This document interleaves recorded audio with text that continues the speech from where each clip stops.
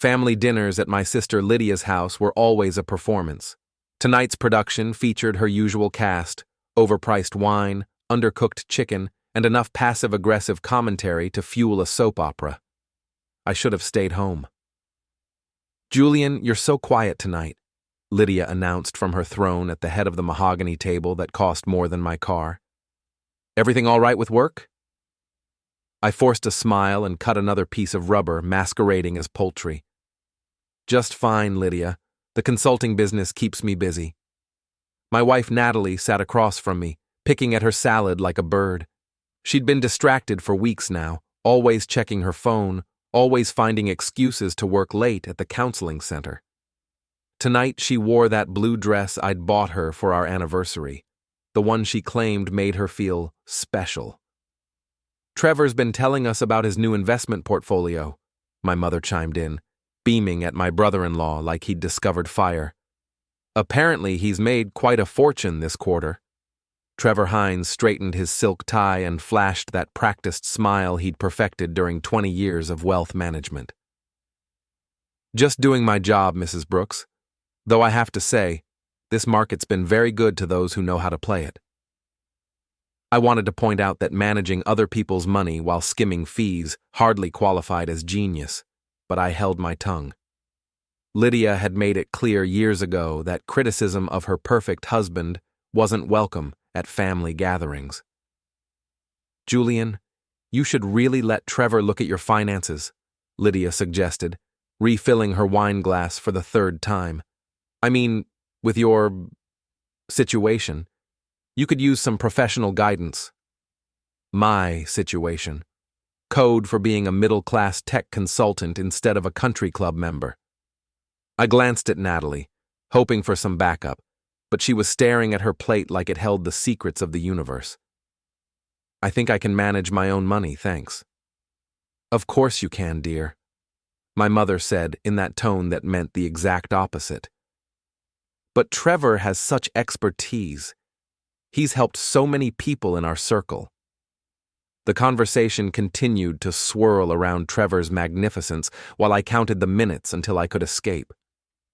Lydia's dining room felt like a museum exhibit. How the Other Half Lives, circa 2024. Crystal chandeliers, imported Italian tile, and enough pretension to choke a horse. My nephew Jake, home from college, scrolled through his phone with the practiced indifference of someone who'd attended too many of these performances. My niece Chloe, 16 and sharp as a blade, watched the adults with calculating eyes that reminded me uncomfortably of myself at that age. "Uncle Julian," Chloe said suddenly, "didn't you say you were working on that big contract with Microsoft?" Finally, a lifeline. "Yeah, it's looking promising. Should know more next week." "That's wonderful, honey," Natalie said, speaking for the first time in 20 minutes. Her voice sounded strained, like she was forcing enthusiasm through a cheese grater. I reached for my wine glass and knocked my fork off the table. It clattered against the hardwood floor with a sharp metallic ring that seemed to echo in the sudden silence. "I'll get it," I said, pushing back my chair. As I bent down to retrieve the fork, the world shifted into sharp focus. There, under the pristine white tablecloth, I could see legs. Specifically, I could see Trevor's Italian leather loafer pressed firmly between Natalie's knees. Her wedding ring, my grandmother's ring, caught the light from the chandelier as her hand rested on his ankle. Time stopped. I stayed crouched under that table for what felt like an eternity, staring at the physical evidence of my marriage's destruction. Trevor's leg was angled deliberately, intimately, between my wife's. This wasn't accidental contact. This was practiced familiarity. When I finally stood up, fork in hand, the entire table had gone silent. Natalie's face was pale as porcelain. Trevor's practiced smile had vanished, replaced by something that looked almost like panic. "Everything okay down there?" Lydia asked, but her voice carried a nervous edge that hadn't been there moments before. I looked directly at Trevor. His jaw was tight, his hands clenched on the table. We stared at each other across the expensive china and crystal, two men who suddenly understood exactly where they stood. "Trevor," I said quietly, "I think we need to step outside for a few words." The silence that followed was deafening. My mother's fork stopped halfway to her mouth. Chloe's eyes darted between Trevor and me like she was watching a tennis match. Natalie looked like she might be sick. Trevor cleared his throat and stood slowly. "Of course, Julian. Let's have a chat." As we walked toward the front door, I caught Chloe's eye. She gave me the slightest nod, and I realized she'd seen it too. Smart kid. Too smart for her own good, probably. The October air hit my face like a slap as we stepped onto Lydia's perfectly manicured front lawn. The streetlights cast long shadows across the driveway, where Trevor's BMW sat next to my modest Honda. Even our cars seemed to be having a conversation about class differences. Trevor closed the door behind us and immediately went on the offensive. "Look, Julian, I know what you're thinking, but—" "Do you?" I interrupted, surprised by how calm my voice sounded. "Because I'm thinking about a lot of things right now, like how many times you've been at my house when I wasn't home, how many late nights Natalie's been working, how many times you've offered to help with things around our place." His face hardened. "You're being paranoid." "Am I?" Because from where I was sitting, or rather crouching, it looked pretty cozy under there. Trevor stepped closer, trying to use his height advantage to intimidate me. At 6'2", he had 4 inches on me, and his gym membership showed. "You need to be very careful here, Julian. Very careful about the accusations you make." "Is that a threat?" "It's advice, from someone who knows how these things work." His voice dropped to a whisper. "You go around making wild claims about me and Natalie, and people are going to start wondering about your mental state, your stability. That's not good for someone in your line of work, is it?" I had to admire his strategy. Attack my credibility before I could attack his. Classic manipulation, probably learned in some corporate seminar about handling difficult clients. "You know what's interesting about my line of work, Trevor?" I pulled out my phone and opened the app that controlled my home security system. I deal with technology all day: cameras, recording devices, data storage. Amazing what you can learn when you put your mind to it. His confident expression flickered. "See, I've been having this nagging feeling for months now. Little things that didn't add up. Natalie's schedule changes. Her new interest in working out. The way she started doing her hair differently." I scrolled through the app, showing him the camera feeds from my house. "So I upgraded our security system about 2 months ago. Really high-end stuff. Motion sensors, timestamp recording, cloud storage." Trevor's face had gone pale in the streetlight. "Want to guess how many times you've been recorded entering my house when I wasn't home? The timestamps are fascinating. Always during business hours. Always when Natalie texted me about working late." I showed him a screenshot from 3 weeks ago, Trevor's BMW in my driveway at 2:17 p.m. on a Tuesday. "That's your car, isn't it? I recognize the custom rims." "You're insane," he whispered, but there was no conviction in it. "Maybe, but I'm also thorough." I switched to my text messages and showed him a conversation between Lydia and Natalie that I'd found on our shared family plan. "Did you know that when you add a line to a family phone plan, you can sometimes access message logs? Technical glitch, really. Happens more often than you'd think." The message thread was damning. Lydia encouraging Natalie to wait until after Julian's promotion before making any big changes. Discussions about how I'd land on my feet, because I always did. References to Trevor being worth the wait, and how they just needed to be patient a little longer. Trevor's hands were shaking now. "You can't prove anything." "Can I? Hotel receipts are surprisingly easy to track when you know where to look. The Marriott downtown has excellent security footage. Amazing resolution these days." I put my phone away. "But here's what really interests me, Trevor. The timing." "What timing?" "Lydia's vow renewal ceremony. The one she's been planning for 8 months. The one where she insisted on the most expensive venue in the city." I smiled, and it felt like winter. Funny thing about that venue contract, she needed a co-signer because of some credit issues from her last shopping spree. Guess whose name is on that contract alongside hers? Understanding dawned in his eyes. That's right. I'm financially responsible for your wife's dream party. $12,000 non-refundable due in full next week. I started walking back toward the house.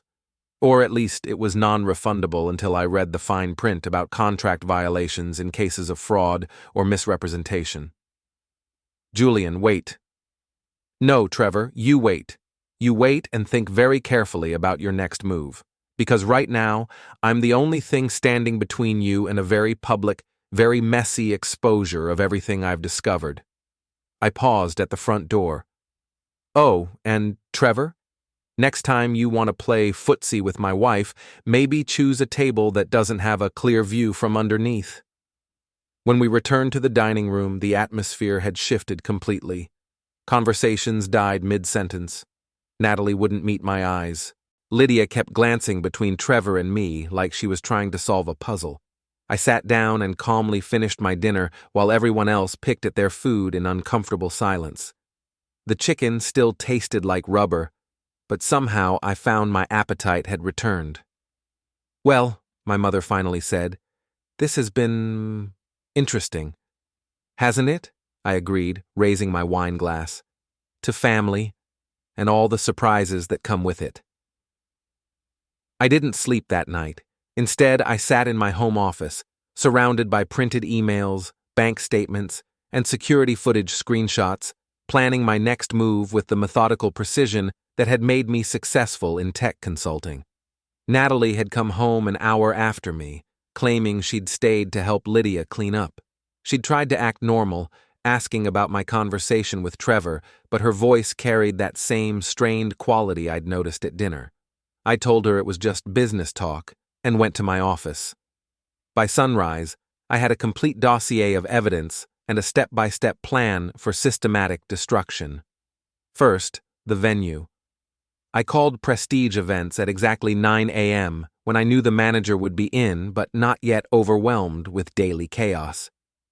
Hi, this is Julian Brooks. I'm the co-signer on the Hines contract for the November 15th event. Oh yes, Mr. Brooks, how can I help you? I need to cancel the contract immediately. I've discovered that the primary signer has been engaging in fraudulent activity that violates the moral turpitude clause in Section 12. There was a pause. Sir, I'm not sure I understand. My sister-in-law has been conducting an extramarital affair with my wife. The vow renewal ceremony they're planning is fraudulent by definition. I have documented evidence if you need it for your legal department. Another pause, longer this time. Mr. Brooks, this is highly unusual. I'm sure it is, but the contract is clear. In cases of fraud or misrepresentation by the primary signer, the co-signer has the right to withdraw with full refund of any deposits made. I'd spent 3 hours reading that contract. I'll be in this afternoon with the necessary documentation. Sir, I'll need to speak with my manager. That's fine. But I should mention that if this becomes a legal issue, my documentation includes evidence that would be very embarrassing for all parties involved. I imagine your establishment prefers to avoid that kind of publicity. By noon, I had a full refund check and a very apologetic manager assuring me that the Hines contract was completely void. $12,000. Gone. Just like that.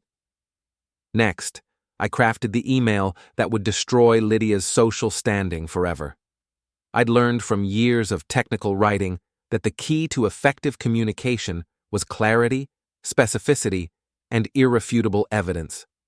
Subject, family update, important information. 2, Brooks family group, Hines extended family, Lydia's social circle. Dear everyone, I hope this message finds you well. I'm writing to inform you of some recent developments in our family that I believe you should know about. After months of suspicious behavior, I have discovered that my wife Natalie and my brother-in-law Trevor have been conducting an extramarital affair for approximately 18 months. I have substantial evidence of this relationship, including security footage of Trevor entering my home during work hours on multiple occasions, hotel receipts and credit card statements, text message conversations between Lydia and Natalie discussing the affair and planning to conceal it until after my expected job promotion. Physical evidence observed directly at last night's family dinner. I want to be clear that I am not seeking sympathy or taking sides. I am simply providing facts so that everyone can make informed decisions about their relationships and social commitments going forward. As a result of this discovery, I have canceled the venue contract for Lydia and Trevor's vow renewal ceremony. The event will not be taking place as planned. I will be filing for divorce immediately and will not be attending any family functions where Trevor and Lydia are present. I hope you can understand and respect this decision. Please do not contact me about this matter unless it relates to necessary legal or financial arrangements. Best regards, Julian Brooks. I attached 3 photos: Trevor's car in my driveway with timestamps, a hotel receipt, and a screenshot of the text conversation between Lydia and Natalie. Then I hit send to 47 people. My phone started ringing within minutes. First my mother, then my father, then cousins, family friends, and Lydia's entire book club. I let them all go to voicemail. Natalie came home from work early, her face streaked with tears and mascara. "Julian, we need to talk." "No, we don't." I was packing my clothes into suitcases with mechanical efficiency. "We needed to talk 18 months ago. Now we need lawyers." "Please, just listen to me for 5 minutes." "Why? So you can lie to me some more? So you can tell me it didn't mean anything, or it just happened, or you were confused?" I folded my dress shirts with the same precision I used for everything else. "I've heard enough, Natalie. I've seen enough. I know enough." She collapsed onto our bed, my former bed, and sobbed. "I never meant for it to happen this way." "How did you mean for it to happen? Were you planning to wait until after my promotion to leave me? Make sure I was financially stable enough to handle the divorce settlement?" I zipped up the last suitcase. "Because that's what your text messages with Lydia suggest." Her sobbing stopped abruptly. "You read my messages?" "I read everything, saw everything, documented everything." I picked up my laptop bag. "Your sister helped you plan this whole thing. She knew from the beginning and encouraged you to string me along until it was convenient to dump me." "Julian, please. I'll be staying at the extended stay on 5th Street until I find an apartment. My lawyer will contact you about the divorce proceedings. Don't call me unless someone's dead or dying." I walked out of the house we'd shared for 8 years and didn't look back. The fallout was spectacular and swift. By the next morning, Lydia had received cancellation notices from 3 different social committees, her book club had voted her out, and the country club had quietly suggested she might be more comfortable elsewhere. The Brooks family group chat, normally filled with photos of grandchildren and dinner plans, had exploded into a war zone of accusations and defense strategies. My cousin Jennifer texted me privately, "Holy shit, Julian. I always thought Trevor was slimy, but this is next level. Lydia's been calling everyone trying to do damage control, but those photos don't lie." My Uncle Robert was less diplomatic in his message. "That jerk Trevor always acted like he was better than the rest of us. Glad somebody finally knocked him down a peg." But the real satisfaction came from an unexpected source, Trevor's employer. I hadn't sent my evidence to Hartwell and Associates directly. I'd simply forwarded my family email to my friend Marcus, who happened to work in compliance at a competing firm. Marcus had apparently shared it with his network, and word traveled fast in the insular world of financial services. Trevor's boss, Patricia Hartwell, called him in for a meeting that Friday morning. I know this because Chloe, my sharp-eyed niece, had been listening at doors and reporting back to me via text message. "Uncle Jay," her message read, "Dad got fired. Mom's freaking out. She keeps saying you've ruined everything and she's going to sue you for defamation. But she's also been calling all her friends crying about how she didn't know about the affair. Pick a story, right? Smart kid. Too smart for her own good." The official reason for Trevor's termination was conduct unbecoming of a fiduciary professional. The unofficial reason, according to industry gossip, was that Patricia Hartwell couldn't risk having a publicly exposed adulterer managing client assets. Wealthy people, it turned out, didn't trust their money with men who couldn't be trusted with their marriage vows. Within a week, Trevor had lost his job, his wife had filed for divorce, and his social standing had evaporated like morning mist. The man who'd tried to intimidate me in my sister's driveway was now unemployed, facing a messy divorce, and persona non grata at every decent establishment in the city. But I wasn't finished. Natalie had been calling and texting constantly, alternating between tearful apologies and angry accusations. She'd hired a lawyer who sent me threatening letters about harassment and intentional infliction of emotional distress. Apparently, exposing someone's adultery with documented evidence was now considered harassment. I forwarded those legal threats to my own attorney, Sarah Chen, a shark in a business suit who specialized in divorce cases involving infidelity. "Julian," Sarah said during our consultation, "this is one of the most well-documented adultery cases I've ever seen. Your wife's lawyer is bluffing. They have no grounds for harassment claims when you simply told the truth with evidence to back it up." "What about the family email? Was that too much?" Sarah smiled like a predator scenting blood. "You informed your family about a situation that directly affected them.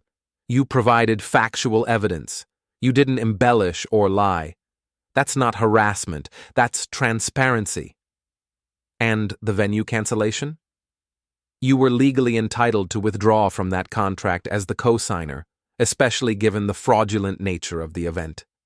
She leaned back in her chair. "Julian, your wife and her lover made a critical error. They underestimated you." "Meaning?" "They thought you were weak, passive, someone who would quietly accept being betrayed and maybe ask for an amicable divorce." Sarah's smile widened. "Instead, they're dealing with someone who documented everything, planned strategically, and executed flawlessly. They're not equipped for this level of warfare." She was right. Natalie had always seen me as the stable, predictable one, the safe choice, the man who would provide security and comfort while she figured out what she really wanted from life. She'd never expected me to fight back with the same methodical precision I brought to debugging software or designing network architectures. That weekend, I received a text from an unknown number. "This is Trevor. We need to meet. This has gone far enough." I showed the message to Sarah during our Monday meeting. "Don't respond," she advised. "Let him stew. Desperate people make mistakes, and we want him making as many mistakes as possible." But Trevor wasn't the only one getting desperate. 3 weeks after the dinner that changed everything, I was settling into my new apartment when Chloe called me directly. "Uncle Julian, you need to know something. Mom and Natalie are planning something." "What kind of something?" "I heard them talking last night. They're going to ambush you at Jake's graduation party next weekend. They want to make a big scene in front of everyone, make you look like the bad guy who's destroying the family." I sat down heavily on my new couch. "What exactly did they say?" "Mom thinks if she can get everyone feeling sorry for her, she can turn the family against you. She's been telling people that you're having some kind of breakdown, that you've always been jealous of Dad's success, and that you're making up lies to hurt them." "And people believe that?" Chloe snorted. "Some of the older relatives might. But everyone under 50 has seen the evidence, Uncle Jay. Those photos don't lie, and neither do those text messages." "What about your dad? What's he doing?" "Drinking mostly. He's been staying at some extended stay hotel downtown. Mom filed for divorce, but she's also trying to get alimony and half his assets. His lawyer told him he's screwed because of the adultery evidence." I felt a grim satisfaction at that news. Trevor had tried to intimidate me, threatened my reputation and career. Now he was learning what real consequences looked like. "Chloe, I want you to stay out of this from now on. Don't spy on your parents. Don't report back to me. This is adult business, and you shouldn't be in the middle of it. But Uncle Jay, no buts. You're 16. You should be worried about school and friends and normal teenager stuff, not your parents' marriage problems. There was a long pause. Are you going to Jake's party? I'd been debating that question for days. Jake was graduating from college, and he'd done nothing wrong. He deserved to have his family there to celebrate, but the thought of facing Lydia and Natalie's orchestrated ambush made my stomach turn. I don't know yet. You should come. Jake specifically asked me to make sure you knew you were invited. He said he doesn't care about the drama. He just wants his uncle there. That decided it. Jake had always been a good kid, and this was his day. I wouldn't let Lydia and Natalie's scheming rob him of that. The graduation party was held at Lydia's house, because of course it was. She'd spent the week before frantically trying to salvage her social reputation, and hosting a family celebration was part of her image rehabilitation campaign. I arrived fashionably late, hoping to avoid the initial crowd and any dramatic confrontations. But as I walked up the familiar driveway, I could see that Lydia had invited more than just family. Half the neighborhood was there, along with various members of her former social circle. This wasn't just a graduation party. It was a performance designed to show everyone that Lydia was the victim of her brother's cruel accusations. Jake met me at the door with a beer and a grateful smile. Uncle Julian, I wasn't sure you'd make it. Wouldn't miss it, kiddo. Congratulations on the degree. Thanks. Listen, I just want you to know that I don't buy any of the stuff Mom's been saying. I've got eyes and I've got a brain. What you found out about Dad and Natalie, that's on them, not you. Smart kid. Definitely got the good genes from both sides of the family. Just focus on celebrating tonight, Jake. This is your achievement. I made my way through the crowd, accepting congratulations on my recent Microsoft contract and deflecting questions about the family situation with practiced diplomacy. Most people were polite enough not to press for details, but I could feel the curious stares and whispered conversations following me around the party. Natalie was holding court near the kitchen, surrounded by a cluster of sympathetic women who kept shooting dark looks in my direction. She was wearing her victim mask perfectly, just the right amount of sadness mixed with brave determination to move forward despite her husband's cruel treatment. I was admiring her performance when Lydia appeared at my elbow. Julian, we need to talk. No, Lydia, we don't. Yes, we do. You've done enough damage. It's time to end this. I turned to face her fully. She looked terrible. Dark circles under her eyes, her usually perfect hair slightly disheveled, her makeup applied a little too heavily to cover stress-related breakouts. I haven't done anything except tell the truth. You've destroyed my marriage. You've ruined Trevor's career. You've humiliated our entire family. Her voice was rising, drawing attention from nearby guests. And for what? Because you couldn't handle the fact that your wife found someone better? The conversations around us gradually died as people turned to watch the confrontation Lydia had been planning all week. Someone better? I kept my voice calm and level. You mean your husband? The man who was cheating on you with my wife for 18 months while you helped them cover it up? That's not... I didn't... Lydia stammered, realizing too late that she'd walked into a trap. You didn't what, Lydia? You didn't send text messages to Natalie encouraging her to wait until after my promotion to leave me? You didn't help them coordinate their secret meetings? You didn't know about the hotel visits and the afternoon rendezvous at my house? The crowd had grown larger, forming a loose circle around us. I could see phones being pulled out, recording the confrontation for later social media dissection. Natalie pushed through the crowd, her face flushed with anger and embarrassment. Julian, stop this right now. You're making a scene. I'm making a scene? I laughed, and it sounded bitter even to my own ears. Natalie, you and Trevor made the scene 3 weeks ago when I found his leg between yours under the dinner table. I'm just providing commentary. Gasps and murmurs rippled through the crowd. Several people who hadn't heard the full story were getting their first detailed account of the dinner discovery. You're sick. Natalie hissed. "You're obsessed and vindictive and thorough," I interrupted. "Don't forget thorough. I documented everything, Natalie. Every lie, every secret meeting, every text message coordination between you and Lydia. I have 18 months of evidence showing exactly how you planned to use me until it was convenient to discard me." Trevor chose that moment to make his entrance, probably summoned by someone's frantic text message. He looked like hell, unshaven, wearing clothes that suggested he'd been drinking, his usual polished appearance completely abandoned.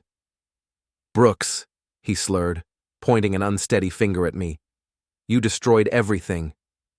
"I didn't destroy anything, Trevor. I just turned on the lights."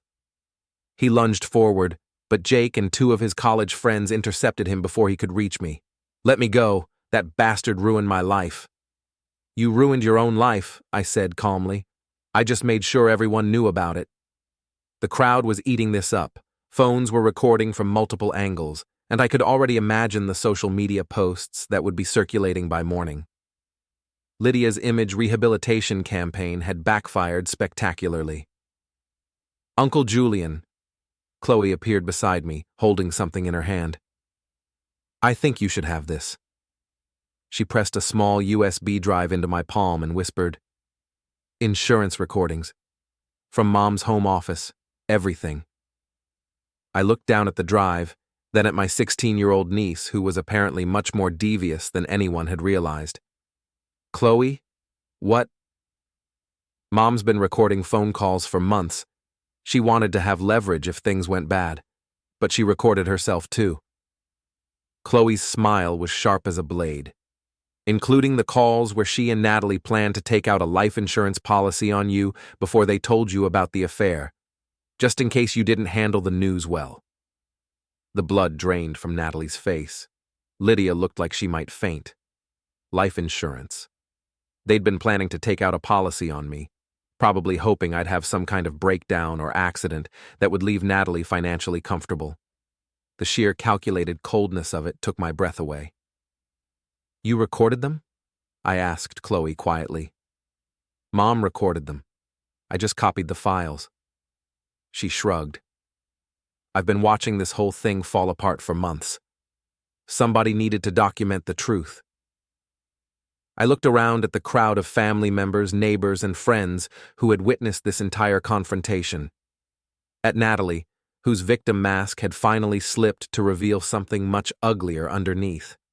At Lydia, whose carefully constructed social image lay in ruins around her feet. At Trevor, being restrained by college kids while he ranted about his destroyed life. "You know what the funny thing is?" I said, loud enough for everyone to hear. "I would have been willing to work things out.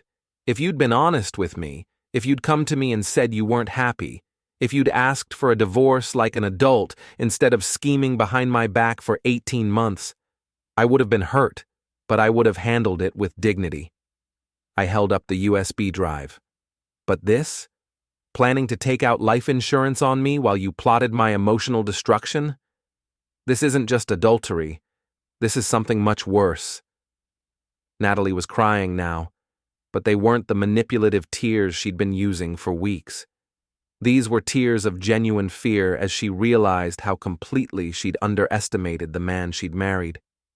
"Julian, please," she whispered. "It wasn't supposed to happen like this." "No," I agreed. "It was supposed to happen much worse for me, wasn't it?" I pocketed the USB drive and looked around at the assembled crowd one last time. "Jake, congratulations again on your graduation. You're going to do great things." I nodded to the crowd. "Everyone else, thanks for the entertainment. I think we're done here." As I walked toward the door, Trevor broke free from his restraints and stumbled after me. "This isn't over, Brooks. You hear me? This isn't over." I turned back to face him one last time. "Yes, Trevor, it is."